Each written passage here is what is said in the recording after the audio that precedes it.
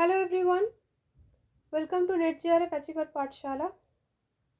In today's video, we will learn the United Nations Secretary General in a simple and chronological way from 1946 to till the present day, who they were, which country they belong to, and why they are important for exam and general knowledge.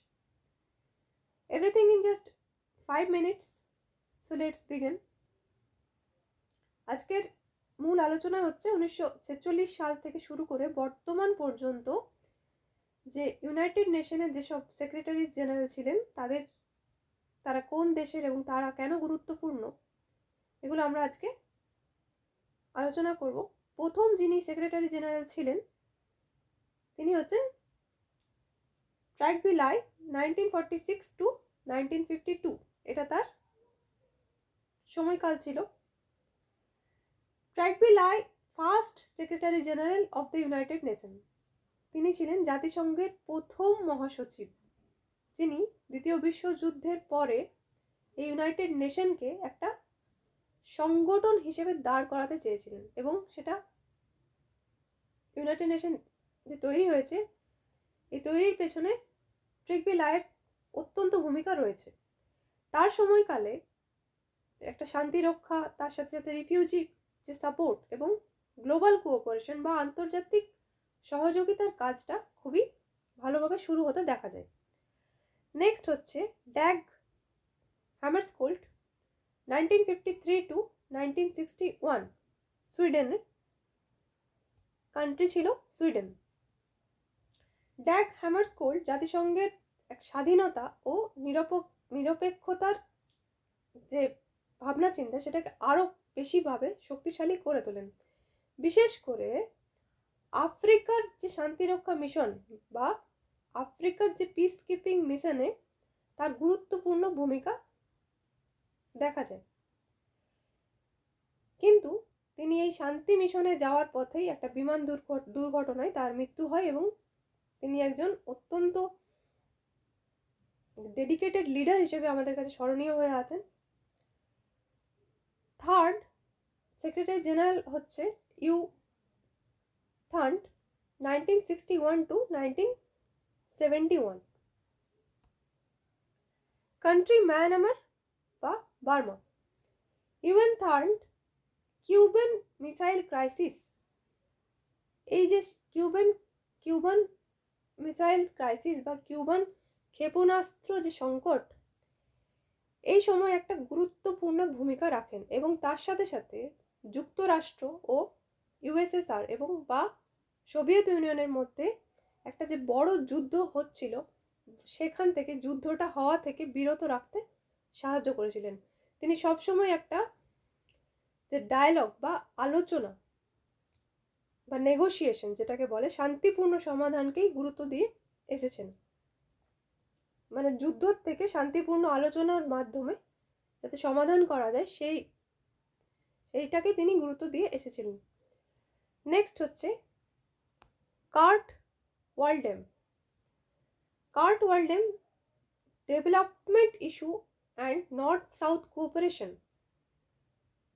এই যে সংলাপ এর উপর খুবই গুরুত্ব দেন, যে উন্নয়ন এবং তার সাথে সাথে উত্তর দক্ষিণ যে সংলাপ এর উপরে তিনি আলোচনা করেছিলেন, অর্থাৎ উন্নত দেশ বা ডেভেলপড কান্ট্রি এবং তার সাথে সাথে ডেভেলপিং বা উন্নয়নশীল দেশের মধ্যে একটা সহযোগিতার বাড়ানোর তিনি চেষ্টা করেন।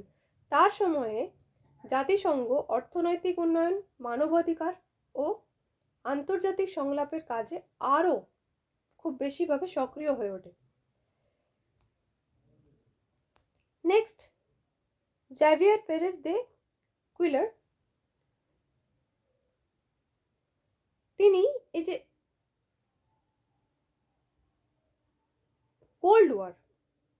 কোল্ড ওয়ার যখন শেষ হলো, যে ঠান্ডা যুদ্ধের শেষ সময়ে বিভিন্ন আন্তর্জাতিক যে সংঘাতের সমাধানে তিনি গুরুত্বপূর্ণ ভূমিকা রাখেন। অর্থাৎ এই conflict during the final phase of cold war, যে রিজনাল কনফ্লিক্টগুলো চলছিল এগুলো যাতে সমাধান করা যায় সেই ব্যাপারে তিনি গুরুত্বপূর্ণ ভূমিকা রাখেন। তিনি যুদ্ধে না গিয়ে একটা আলোচনা এবং তার সাথে সাথে কূটনৈতিক সমাধানকে গুরুত্ব দেন, বিশেষ করে ল্যাটিন আমেরিকা, আফগানিস্তান ও আফ্রিকার ক্ষেত্রে। নেক্সট হচ্ছে বুত্রোস বুত্রোস ঘালি। বুত্রোস বুত্রোস ঘালি তিনি এজেন্ডা ফর পিস, এই এজেন্ডা ফর পিস এই ধারণাটি তিনি উত্থাপন করেছিলেন। এজেন্ডা ফর পিস এই ধারণাটি বুত্রোস বুত্রোস ঘালি উত্থাপন করেন, যার মাধ্যমে জাতিসংঘের শান্তি রক্ষা, তার সাথে সাথে শান্তি প্রতিষ্ঠা এবং সংঘাত প্রতিরোধের যে কাজকর্ম আরো বেশি করে শক্তিশালী হয়ে ওঠে এবং এটি ঠান্ডা যুদ্ধের পরবর্তী সময়ে তার ভূমিকা অত্যন্ত গুরুত্বপূর্ণ হিসেবে আমরা দেখতে পাই। নেক্সট হলো কোফি আন্নান, 1997 to 2006। কোফি আন্নান ছিলেন আফ্রিকা মহাদেশের প্রথম মহাসচিব। তিনি হিউম্যান রাইটস বা মানবাধিকার, তার সাথে সাথে গুড গভর্নেন্স বা সুশাসন এবং জাতিসংঘের একটা সংস্কার এবং উন্নয়নের লক্ষ্যের উপর জোর দেন,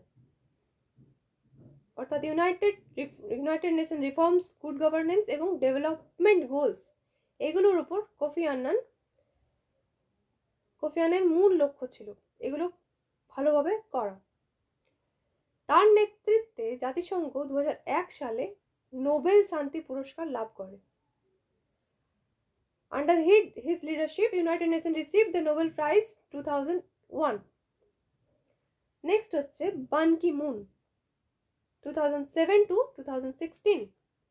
বান কি মুন হচ্ছে climate change, sustainable development and women empowerment and global cooperation, এর উপর তিনি গুরুত্ব দেন। জলবায়ু পরিবর্তন, তার সাথে সাথে নারীর ক্ষমতায়ন এবং একটা গ্লোবাল কোঅপারেশন যাতে হতে পারে সেই ব্যাপারে তিনি গুরুত্ব দিয়েছিলেন।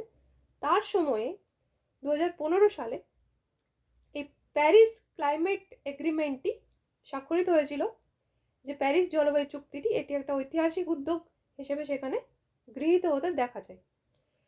নেক্সট অ্যান্টোনিও গুটেরেস, 2017 টু প্রেজেন্টে এখনো তিনি রয়েছেন পর্তুগালে।